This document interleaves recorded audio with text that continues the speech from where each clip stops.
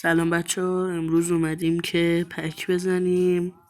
پک فوتو جدید. همونطور که میبینید تیم منه، بازیکنامن. این فقط یه دونه LW بهتر که هم داریم. خب حالا بریم که پک فوتو رو بزنیم به امید یه کارت خیلی خوب. همونطور که میبینید 2 تا پک فوتو داریم. من میخوام این پک فوتو رو بزنم، بازیکناشو بهتون نشون بدم.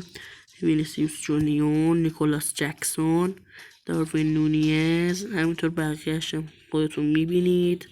دیوید دخیا، جیمز مدیسون. حالا میریم که این پک رو بزنیم به امید یه بازیکن خوب. من که خودم وینیسیوس جونیور رو میخوام، یعنی که نخواد وینیسیوس جونیور رو میزنیم.